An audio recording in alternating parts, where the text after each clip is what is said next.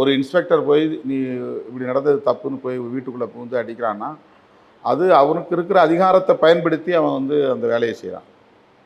அந்த வேலையை செய்கிறத நம்ம வந்து நேரடியாக ஒரு முதலமைச்சரோடு முடிச்சு போட்டு பார்க்க முடியாது. இது யாராக இருந்தாலும் சரி தான். எடப்பாடி பழனிசாமி முதலமைச்சராக இருந்தாலும் சரி, இன்றைக்கி எம்.கே. ஸ்டாலின் முதலமைச்சராக இருந்தாலும் சரி, யாராக இருந்தாலும் சரி, இந்த பிரதமராக இருந்தாலும் சரி, நம்ம வந்து அவங்களுக்கு ரெஸ்பான்சிபிலிட்டி இருக்குதுன்னு நம்ம சொல்லாமே தவிர நேரடியாக அவங்க தான் காரணம், அவங்க கட்சி தான் காரணம், அவங்க ஆட்சி தான் காரணம் அப்படின்னு நான் எந்த கூட்டத்திலையும் இப்படி பேசினதில்லை. இது வந்து ஒரு சோஷியல் ஃபினாமினாவாக இருக்குது.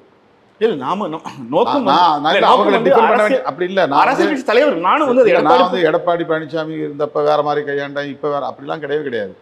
இப்போ உங்கள் கூட்டணியில் இருக்கும்போதே எத்தனை போராட்டங்கள் நான் அரசாங்கத்துக்கு எதிராக காவல்துறைக்கு எதிராக நடத்திருக்கிறேன்.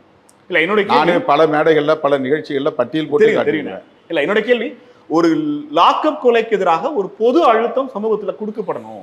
எதிர்கட்சிகள் அந்த பொது அழுத்தம் அல்ல, அந்த பொது அழுத்தம் இருந்ததுனால தான் இன்னைக்கு உடனடியாக 5 பேர் அரெஸ்ட்டு. போலீஸ் டிபார்ட்மெண்ட்டை சார்ந்தவங்க. இன்வெஸ்டிகேஷன் நடக்கலை, அவங்க அந்த கொலைக்கு காரணமானு தெரியாது. அது என்ன உள்ளபடியே அடித்ததுனால தான் செத்தானா அல்லது வேறு காரணங்களால் செத்தானான்னு யாரும் இன்னும் ஒரு ஃபைனலைஸ் பண்ணலை. அந்த நிலையிலும் கூட உடனடியாக அதிகாரிகள் கைது செய்யப்படுறாங்க.